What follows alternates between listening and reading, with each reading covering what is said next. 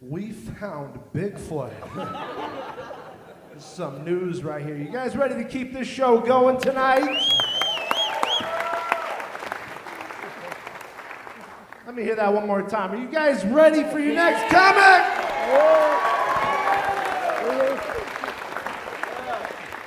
You might recognize your next act from season 9 of Last Comic Standing. Everyone, please put your hands together for Mr. Jason Lawhead.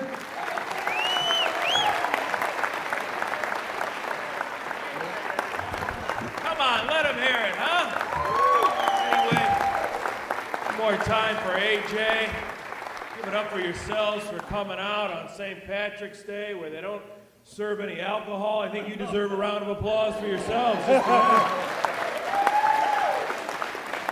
What are you guys, court appointed? What is this crowd?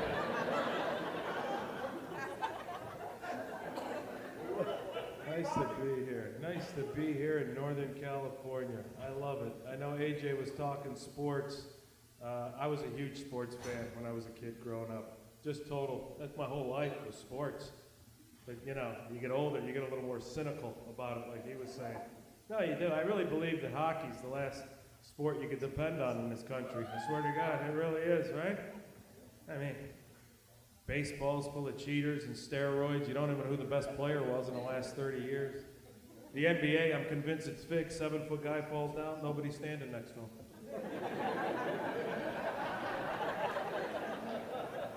The NFL, you're not even allowed to hit anybody anymore unless it's your family in the offseason.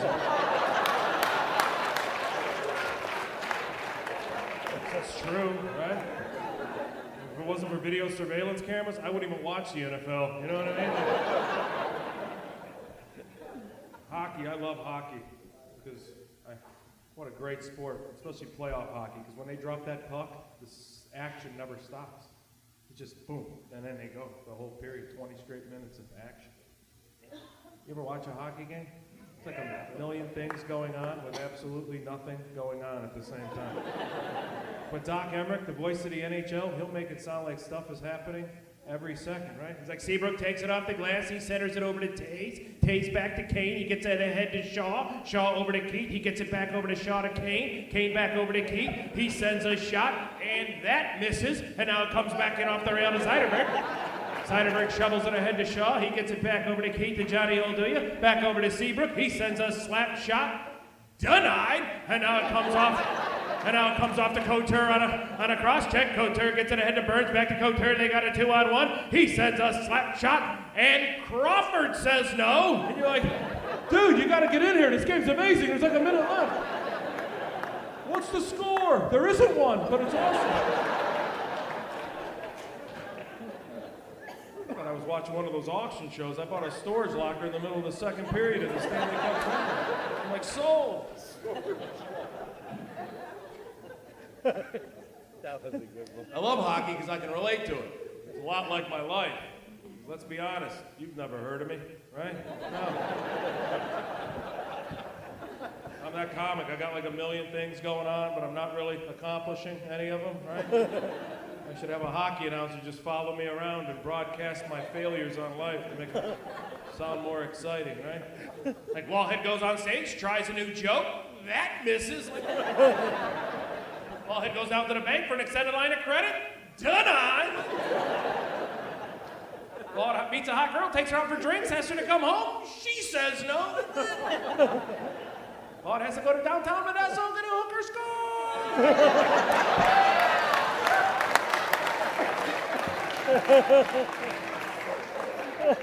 They're in Modesto, right? They're in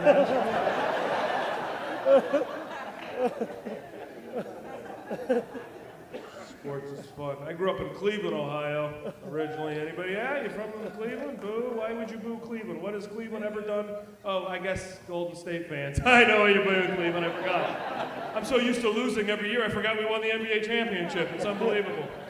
Down 3-1. Unbelievable, huh? Wow. That's not funny here. Golden State fans, huh? Okay. Walked into that one. No, but we had our one championship, so, you know, probably going to be the only one because we're from Cleveland. So. It's hard growing up as a Browns fan. Yeah. Hard being a Browns fan your whole life. Let me tell you that right now. Can't watch the Browns play anybody on television either. It's like watching two people play Madden with one of the controllers broken. It's just like, thank you for ruining that joke. Anyway, typical Steeler fan too, you know what I mean? Just obnoxious, probably out on parole.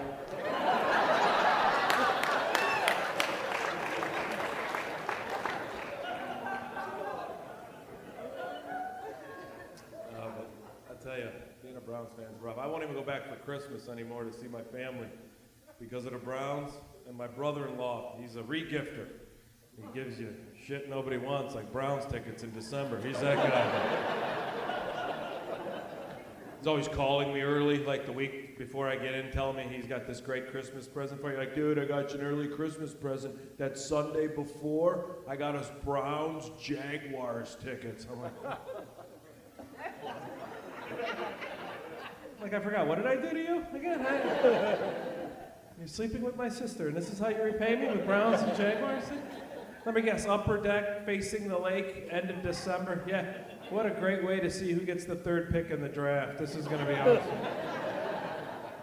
I told them they're my tickets. We're not even going to go to the game. We're going to watch it in a nice warm bar. I tried donating the tickets to a local charity. The lady's like, don't you think these kids have been through enough already? Chained in a basement for 10 years, and you want to take them to a Browns game, you man? I love sports. I just wish, that's the only thing I wish Trump would do is make sports great again. Wouldn't that be great? That'd be great if Trump was just like, listen, we're going to make sports great again in this country. I can tell you that, okay? I mean, let's be honest, last 8 years it was a disaster, you know what I mean? I mean, we are going to make sports so great in this country. Under Trump, sports is going to be greater than it's ever been. I guarantee you that. I mean, look at this. 1 week inaugurated, and we have the greatest Super Bowl ever. It's the greatest Super Bowl ever. Greatest Super Bowl of all time. I'm the greatest patriot there is. Nobody's a bigger patriot than I am. I'm the greatest patriot there is. I love the Patriots. Love them. Love the Patriots. I love Tom Brady. Love Tom Brady. I mean, come on. He's got a foreign-born model wife. I mean, I love the guy. Love Robert Kraft. Good friends of Robert Kraft. I love Kraft. In fact, I look like cheddar cheese. You know, so... Gonna be unbelievable. I'm not a big fan of the Falcons owner, Arthur Blank. I don't like Arthur Blank. He owns all the Home Depots. A lot of illegal immigrants in his parking lots, let's be honest. We're gonna need to build a wall around all the Home Depots. We're gonna build a wall around the Home Depots. That's what we're gonna do. We're gonna build a wall around the Home Depots.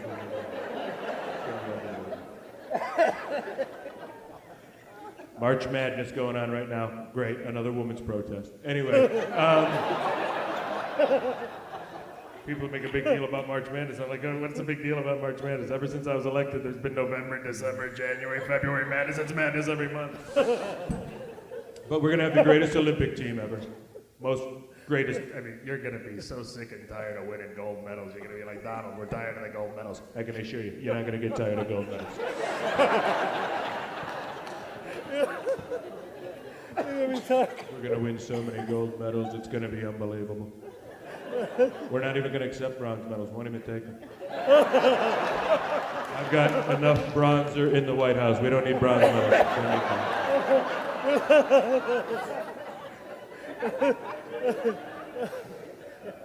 We're gonna win gold medals in sports we've never won in before. Waterboarding, it's gonna be unbelievable. We're gonna win them for waterboarding. Trump on sports, everybody. You like that? I'm working on Trump on sports.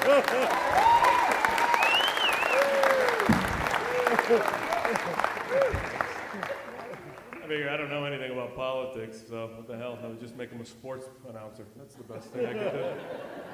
I should know shit about, I should care about politics at my age, but I don't. I'm in my 40s now. I just care about sports. That's all I care about. And being from Cleveland, I'm a huge Indians fan. We were one game away from the World Series last year, which is the only fear I have of a Trump presidency is only because of his immigration policy, because, well, we finally have a good infield, you know, and it took years to get those guys together. Santana, Ramirez, Lindor, none of them speak English. I know they're not citizens. You know, so. I mean, who's going to turn a double play? 2 white guys? Come on. These are jobs we can't do. We need them for jobs we can't do.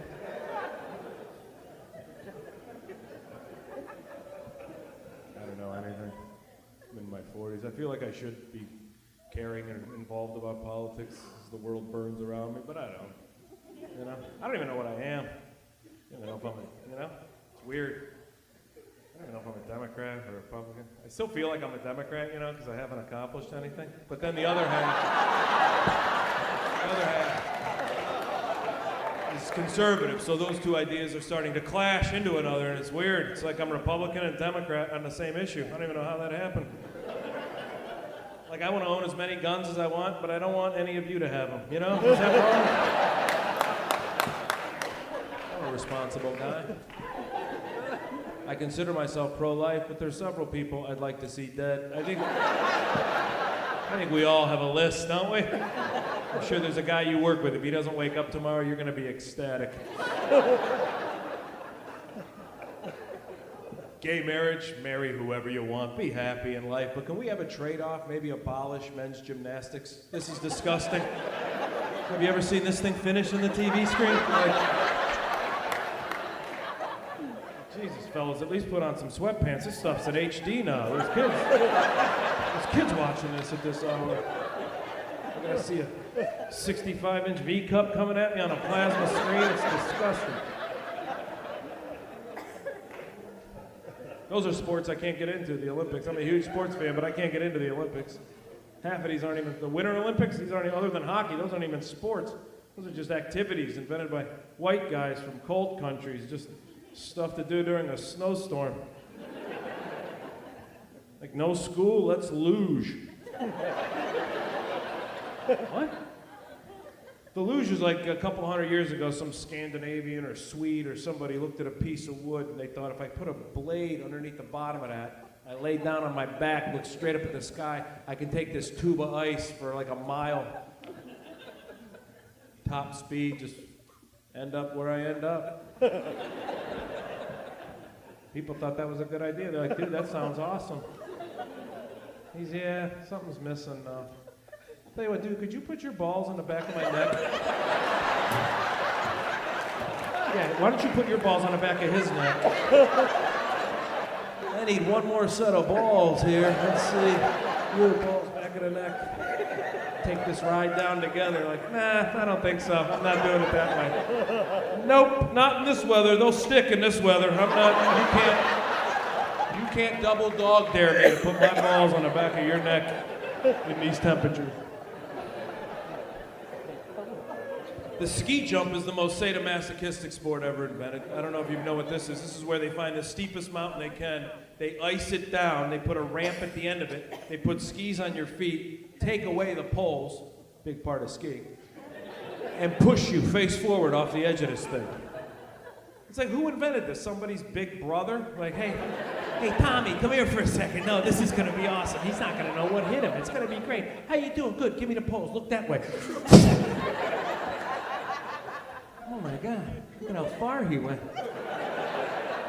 We should start measuring this. This is amazing. All dumb. Olympics are dumb. My biggest pet peeve with the Olympics is when they make a big deal about the men's basketball team winning a gold medal. It's like, I hope so. They got $350 million of NBA salaries on one team. They're playing third world countries, for God's sakes. I hope you can beat Spain by 7, guys. This is a country whose biggest sport is running away from bulls once a year. We've got 12 NBA players. 2004, we had an NBA roster. Over $260 million worth of salaries. They took the bronze that year. We lost to Puerto Rico that year. We own Puerto Rico. How the hell does that happen? You can't. That's like losing to your JV team. You can't lose to your JV team.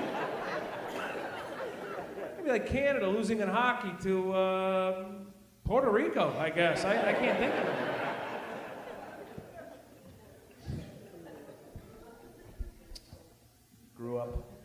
Grew up in Cleveland. I like it. I live in L.A., Hollywood, basically. You know, getting kicked in the teeth every day in my dreams. But it's nice out there. Is one thing, I've been living out there 10 years, and one thing I went through is every year I moved out there, I would go home back to Cleveland for Christmas, because I thought you should be where it's cold and festive and snowy. Like I was like 75 degrees, there's no way to celebrate Christmas. And then this last year I got stuck here for the first time, just circumstances, and I'm never going back to Cleveland again for Christmas. 75 degrees is the way to celebrate Christmas, I'll tell you. And I learned it, spent it with some cousins of mine that have lived out here their whole lives, and it dawned on me watching my 8-year-old cousin open gifts. No matter what you get, you can use it right away. I remember being a kid, getting a bicycle, having to stare at it for 6 months. Just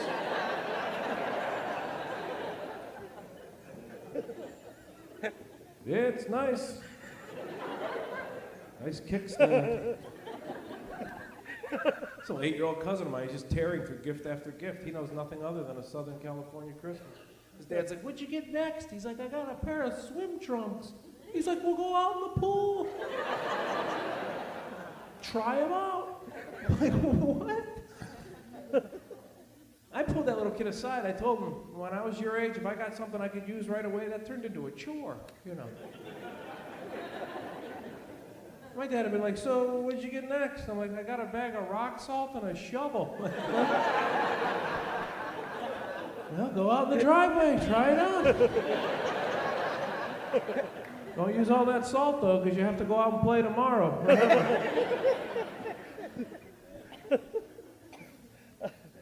Different parents. I came from a different upbringing, you know, back in steel country. I grew up, and youngest of 7 kids. And one thing you learn about being the youngest of a big family is you can't love 7 people. It's impossible. They just pick a couple favorites and hope the rest hang on for dear life. Really, it's just science.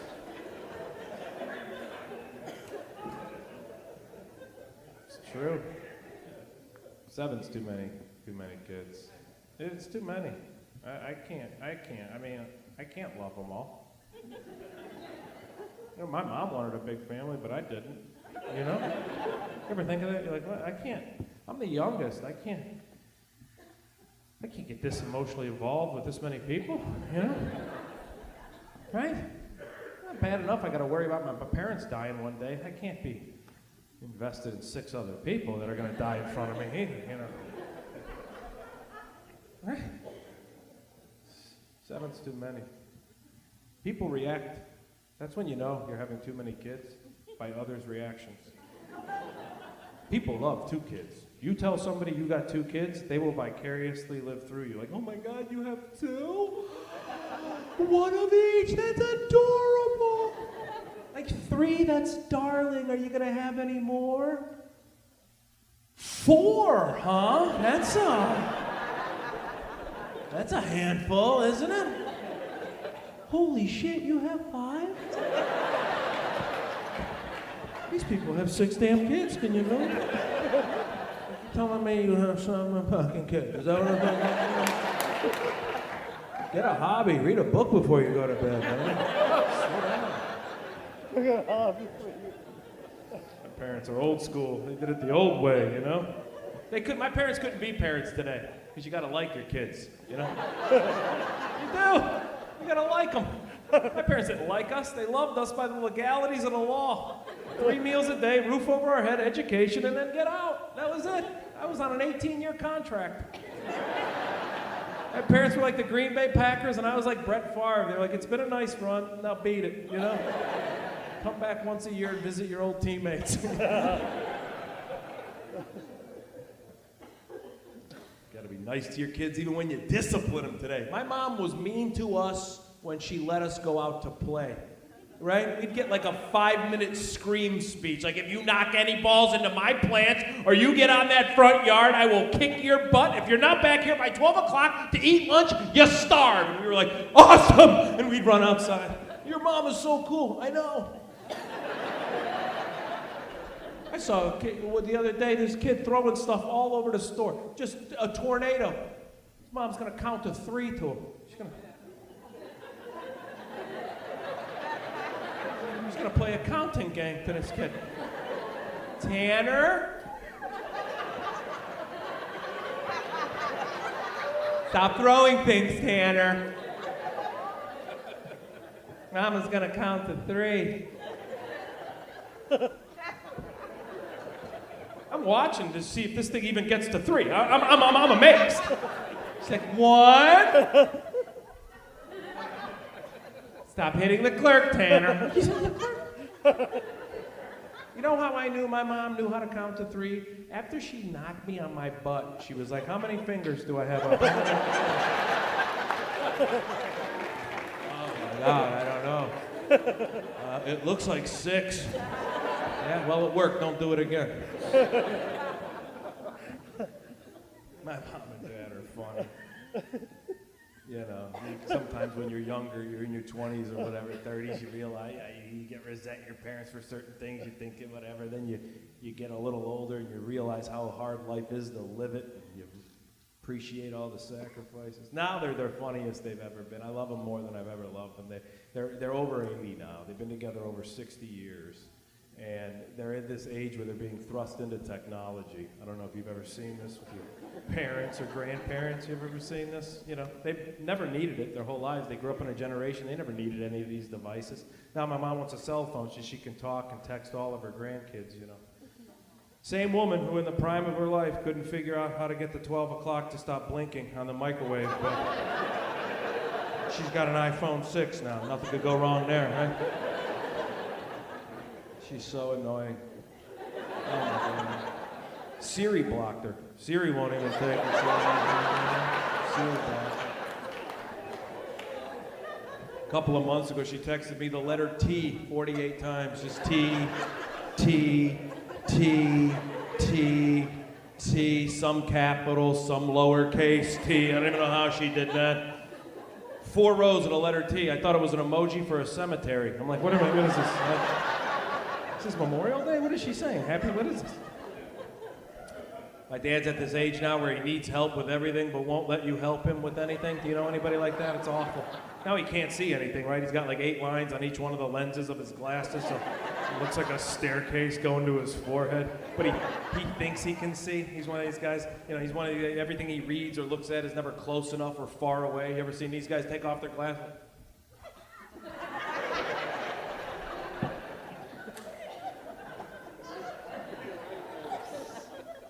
It's the worst. Last time I was home visiting, I was lucky enough to be there when they got the DVR delivered. They had to get the DVR remote, you know, because they can't stay up late for their favorite shows like Ellen, you know, 3 o'clock comes early, so he's looking at this thing. I'm like, Dad, can I help you? Do you have it? He's like, is this the DVR button on the remote? I'm like, no, Dad, that's the T button on Mom's cell phone. Do you want to put that? You want to put that down, please? I keep getting texts. You guys aren't taping anything. This is embarrassing. So hard. It's brutal. But they're funny, man. They've been through a lot. I got to give them credit, man. Everything I look at them now, you know, they're survivors, my mom and dad. My dad has battled and beat cancer twice. My mom, more impressively, has battled and beat my dad twice. So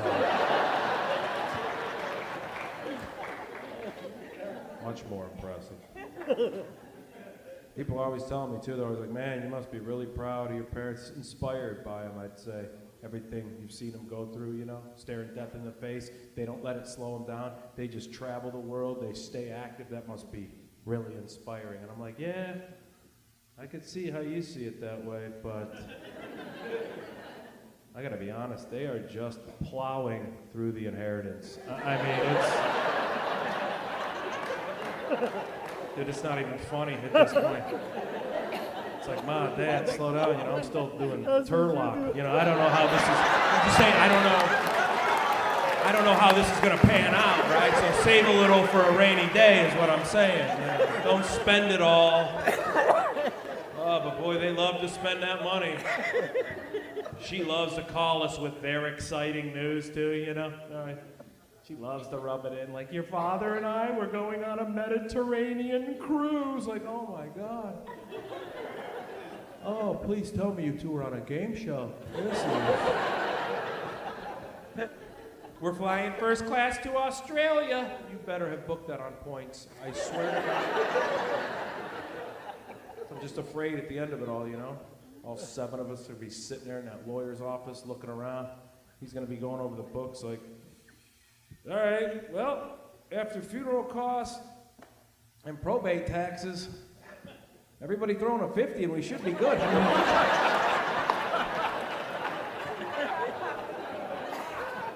You have 50? I don't have 50. Are you sure they're dead? Because I usually hit up mom and dad for stuff like this.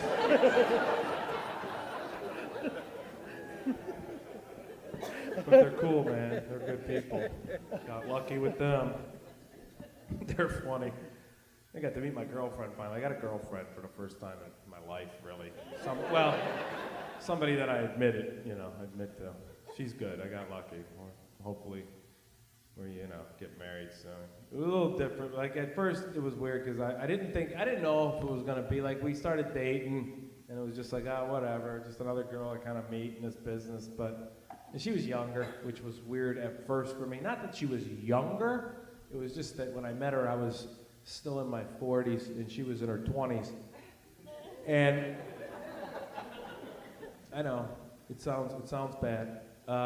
It just looks, that's what it was. Like when I was in my 30s, I would date a girl in her 20s. I wouldn't care how old she was. Because to me, I had a 3 in front of my number, and they had a 2, and that was close enough. But when I got that 4 and she still had that 2, it's visually, you just start seeing it differently, right? It's like, guys, if you turn on a football game and the score is 39-26, you're like, all right, there's a reason to watch this. These two actually have a chance. You turn on a game and it's 44-27, you're like, get this off, this is disgusting. This poor girl's never coming back from this.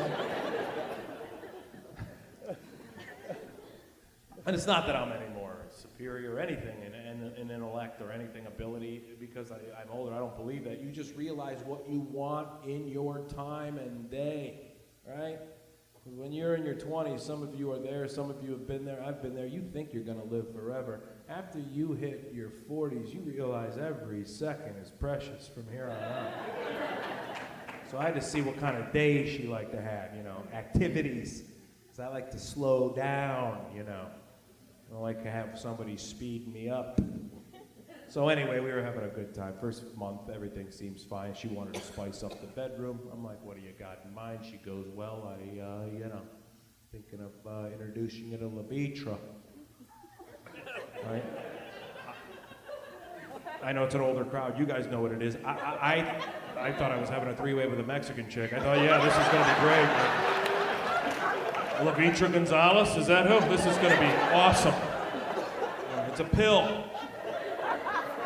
What it is. And it just makes you go longer, I'm like, why am I doing, why do I need to meet Levitra? She's like, it'll give you an erection for 4 hours. I was like, listen, I don't even want you over for 4 hours. SportsCenter comes on at 10. We talked about this, right? We talked about SportsCenter, right? I'm going to tell you what I told her. The only thing I'm doing at my age for 4 hours is golfing, okay? Yeah. And if I happen to hit a hole in one, come see me then, because I'll have an erection for 24 hours.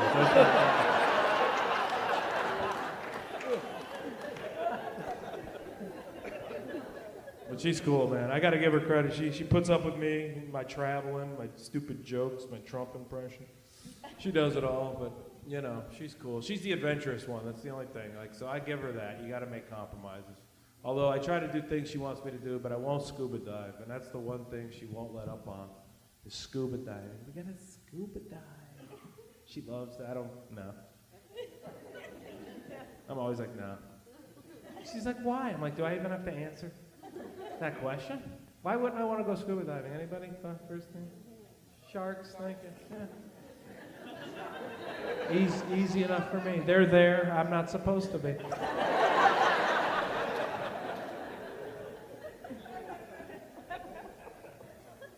I have a travel ban on the ocean. That's where I travel ban myself, is in the ocean. She goes, wouldn't it be great to see a shark that clear underwater? I'm like, I got Jaws on Blu-ray. I'm good. I actually considered going because I assume things. That's how I get my knowledge. I don't read. I just assume it, so it must be true. If I assume it, then yeah, sure, it's true. I just go do it. So I was like, so that rubber suit, they can't bite through the suit. So I wear the rubber to protect me from shark bites. But they can't bite through. She's like, no, they're sharks. It's rubber. They can totally bite through the suit. I'm like, well, what am I wearing it for? She's like, to keep warm. I'm like, oh, so I'm a warm meal for these things. That's great. They're nice to a nice steady diet of raw fish. Here they get a hot pocket with a tank on the back of it. That's great.